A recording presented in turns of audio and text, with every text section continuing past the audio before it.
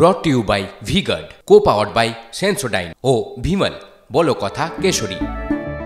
Associate sponsor UltraTech cement.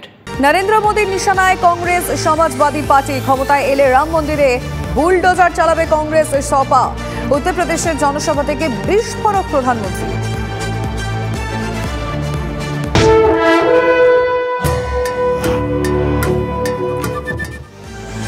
লক্ষ্মীর ভান্ডার নিয়ে মুখ খুললেন সিপিএম নেত্রী বৃন্দা কারাত।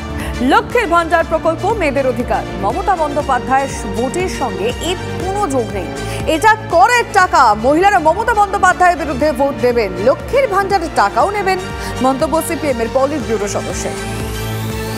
লক্ষ্মী ভান্ডার একটা স্কিম আছে, এটা আমাদের অধিকার। এটা আমরা মহিলা আন্দোলন থেকে দাবি করেছি।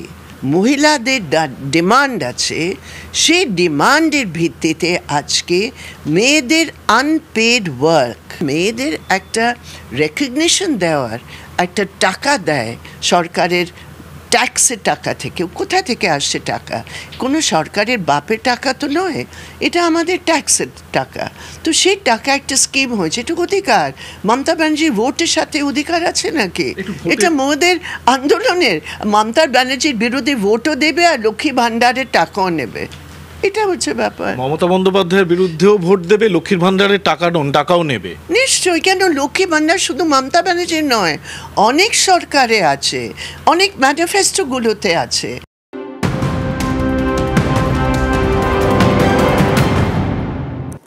দিল্লিতে কংগ্রেস প্রার্থী কানাইয়া কুমারকে চর, কালির ছিটে আপ অফিসের সামনে কানাইয়াকে নিগ্রহের ভিডিও ভাইরাল হয়েছে। আপ কাউন্সিলরের অভিযোগ পেয়ে তদন্ত শুরু দিল্লি পুলিশের।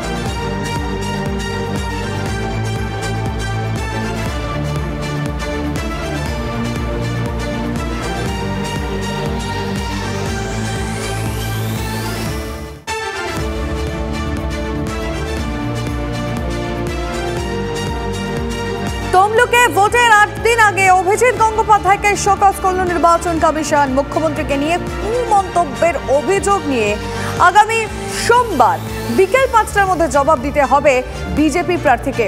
কমিশন জানতে চেয়েছে যে কেন এই মন্তব্যের জন্য অভিজিতের বিরুদ্ধে কড়া পদক্ষেপ করা হবে না।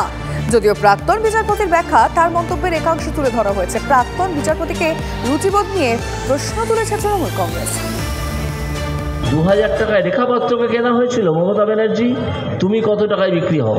তোমার হাতে তো 8 লাখ টাকা গুঁজে দিলে একটা চাকরি দাও। তোমার হাতে 10 লাখ টাকা গুঁজে দেয় এবং দিয়ে রেশনকে হাওয়া করে দেয় অন্য দেশে। প্রচার সভা থেকে রাজ্যের মুখ্যমন্ত্রীকে নিয়ে কুমন্তব্যের অভিযোগ, যা নিয়ে বিস্তর জলঘোলা ও বিতর্ক। এই প্রেক্ষাপটে কুরুচিকর মন্তব্যের অভিযোগে তমলুকের বিজেপি প্রার্থী অভিজিৎ গঙ্গোপাধ্যায়কে শোকজ করল নির্বাচন কমিশন। ভিডিওকে সামনে রেখে অভিজিৎ গঙ্গোপাধ্যায়ের বিরুদ্ধে তেড়ে ফুঁড়ে ময়দানে নামে তৃণমূল।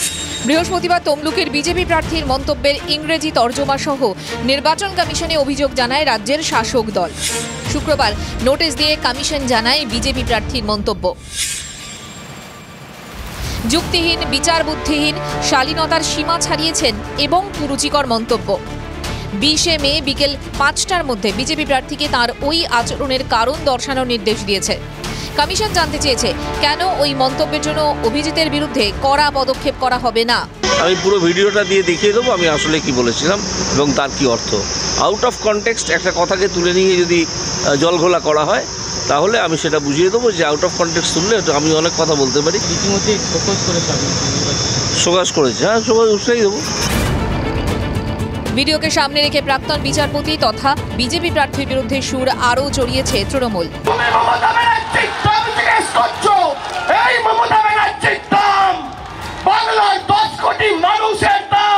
যেভাবে ধোঁকা দিয়েছেন উনি চাকরি প্রার্থীদের এবং দুর্নীতির বিরুদ্ধে লড়াই করার অবতার সেজে তারপরে দুর্নীতিগ্রস্তদের কোলে গিয়ে বসেছেন, মানুষ তার শাস্তি দেবে, সে সুযোগটা দিতে হবে মানুষকে।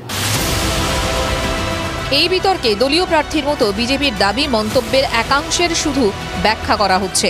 তবে তার বক্তব্য একটু ভুলভাবে উপস্থাপিত হচ্ছে। তিনি এটাই বোঝাতে চেয়েছেন যে রেখা পাত্ররও যেরকম সম্মান আছে, রাজ্যের মুখ্যমন্ত্রীরও সেরকম সম্মান আছে, প্রত্যেক মহিলার একই সম্মান আছে, এটা তিনি বলতে চেয়েছেন। স্পিরিটটা নিতে হবে। 25 মে তমলুক লোকসভা কেন্দ্রে ভোট, তার আগে মন্তব্য ঘিরে বিতর্কে জড়ালেন বিজেপি প্রার্থী তথা প্রাক্তন বিচারপতি। শো কজের উত্তরে সন্তুষ্ট না হলে কড়া পদক্ষেপ করতে পারে commission. Bureau report, TV9 Bangla.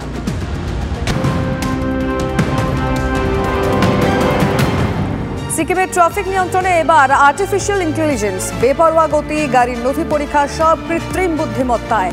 গাড়ি মালিক ও চালকদের নথি আপডেট করার নির্দেশ প্রশাসনের। Brought to you by V-Guard, co-powered by Sensodyne ও ভিমল, বলো কথা কেশরী। Associate sponsor UltraTech cement.